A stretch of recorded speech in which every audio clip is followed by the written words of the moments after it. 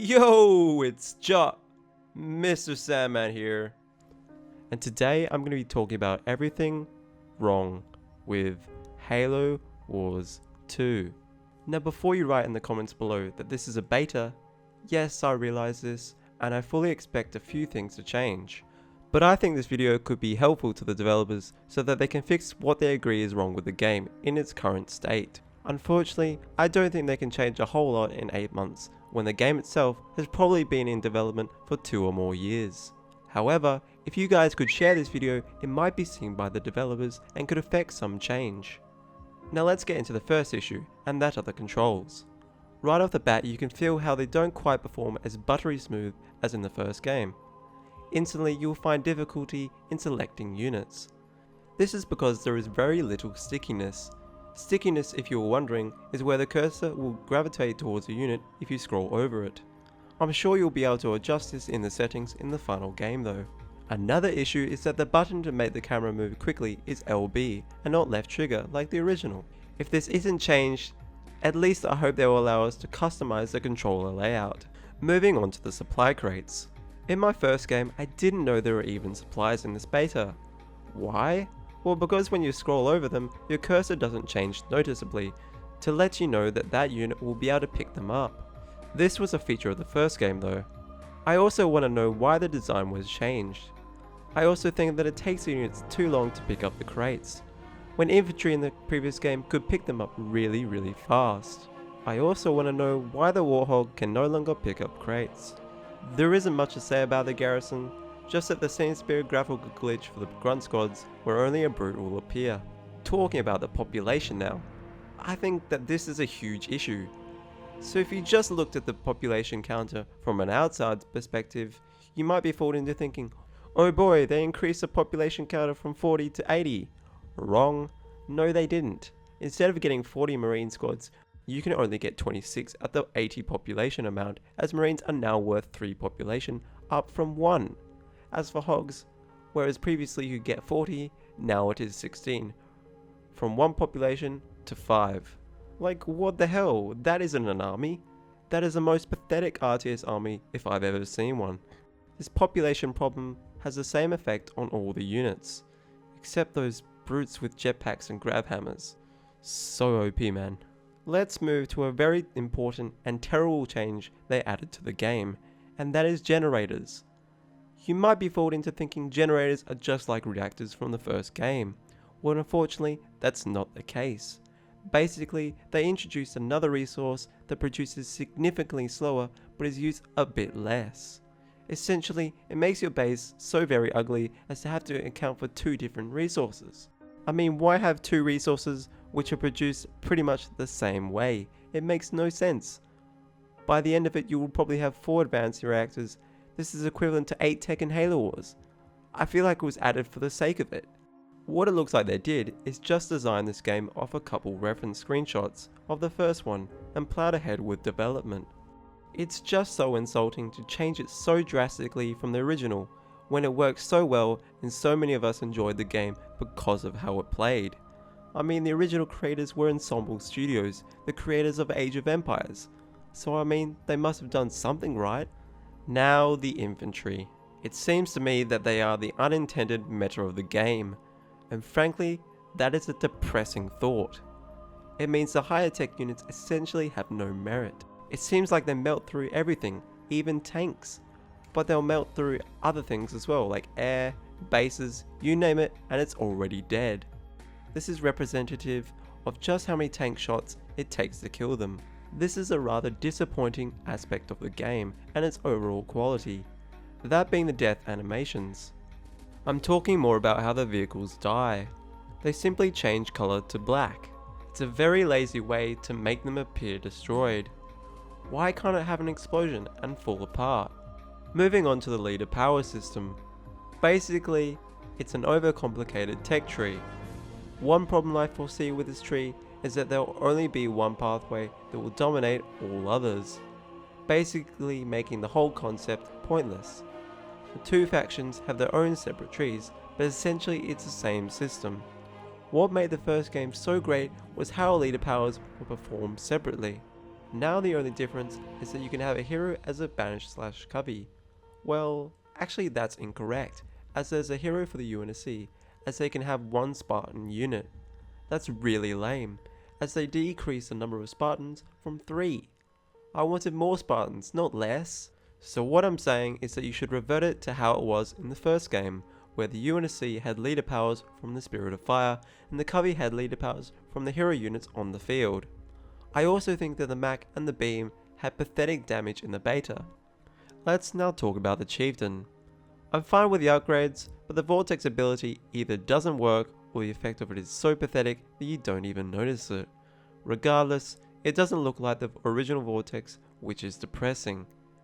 Atriox is also very easily killed, even when upgraded. The drag ability performs just as glitchy as it did in the original. The starting turrets are a stupid idea. As soon as I saw them, I knew this game was built for the casual player. It's like this game was built by an Anders player who doesn't want you to disturb them while they make their full pop of hawks on their one base. It is a sure sign that they are trying to destroy any kind of rushing, and this supports this. This of course is further evidenced by the inability to build hogs out of the main base. Speaking of hogs, the fact that you now have to build hogs out of the garage is an obvious attempt to satisfy the minority who got butthurt over hog rushing. Pussy tactic, poorly executed. Learn to play, noob. It makes zero sense to remove the hog from the main. It can't even collect resources anymore. No more will we be able to use multiple hogs to collect the supplies around the map. Despite this, the Gorse hogs perform pretty well. Next thing I want to talk about is the way tech progresses in the game. I completely disagree with the way it's done in Halo Wars 2. I much prefer the way it was done in the original, through the reactors. Again, why change it? There was no need. Don't fix something that isn't broken. As much as I want it reverted to the original system, I doubt there's much chance of this, as it seems a fundamental part of the game. So if they could, I would want them to revert it to how it was originally. The Covenant, or Banished, and the UNSC are fundamentally too similar. In the first game we saw many differences. This is what made them so great to play as. It forced variety in who you played as, but now they play pretty much the same way. First, the population sizes are the exact same. They were different originally because the UNSC troops were slightly stronger. Both factions now build infantry out of the main base. Both factions can now have one hero of sorts on the battlefield. The creation of resources and tech is also the exact same. As for the suicide grunts, I think their purpose has incorrectly been shifted away from buildings. They do way too much damage to non-buildings. I mean, one upgrade even states it will do more damage to vehicles. Let's now talk about a pretty important issue, and that are the bases. Visually, they look alright, but I'm definitely more of a fan of the original ones. The human base, I assume, is meant to be a customized elephant. The Covenant base, or Banished, in no way looks Covenant. I realize that they're supposed to be mercenaries, but it just doesn't fit the polished look of their vehicles.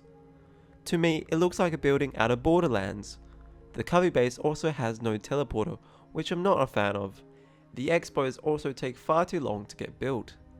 For the UNSC, I like the buildings, except the generator. It's so stupid. I highly doubt that in the year 2500 they'd be using wind power in the military. Although they did have a few as seen in Halo Reach, I still think my point is valid. Finally, you cannot see the health bar on the bases. It's far too small. The same applies to the units. Talking now about the selection in the beta. I hope I'm not the only one, but I find when I try to upgrade or build a building that I have to spam the A button. The same applies to local units. You have to press it 2 or 3 times.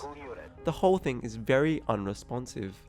The radial menu also suffers from the same issue, as you have to be too precise when you select the building.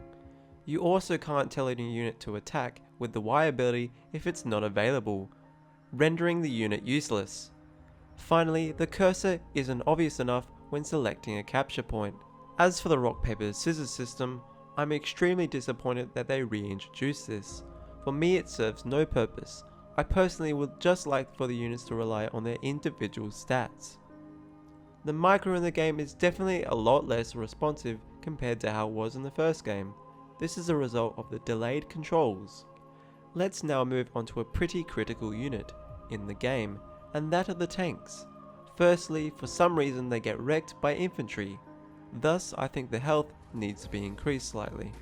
The canister shell takes far too long to fire and also seems to do next to no damage. Also, why would you remove the power turret upgrade? It's what made the unit so awesome. They'll also sometimes not attack what's in front of them. The Wolverines need a health increase. They crumple like paper. Another issue is the fact that they introduce a separate place to increase the damage and health of your units. They remove the whole natural progression of health and damage that, say, canister to PT brought. It's an added nuisance to the game in my opinion. Moving on to the graphics. Some say they are too cartoony, but I actually don't mind them, to be completely honest. I do like the higher level of detail in all the units, although I am disappointed that you cannot zoom in really far. An issue I found was that units would appear to not shoot but would be doing damage, or they would be shooting in completely the wrong direction. Finally, I want to talk about the new units. I don't mind the new flamies, and the fact that they use a flamer from Halo 3 is pretty cool.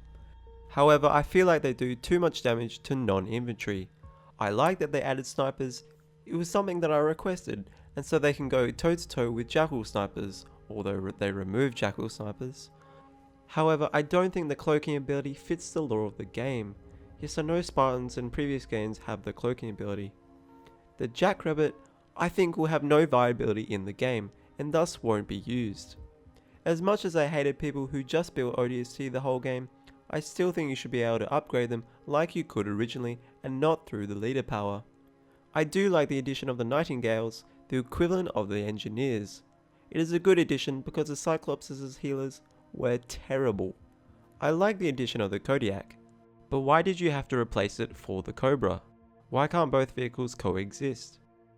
If it is to be replaced, then at least make it perform like the Cobra, so when it shoots you are able to directly target it. This was an issue with the Kodiak, where it wouldn't appear in the fog of war when it shot. It made it very difficult to find and kill it. As for the Covenant units, I definitely don't like that they changed the Jackals to elite snipers. Although this could be because they are a different faction to the Covenant. It makes more sense if they're Jackals though.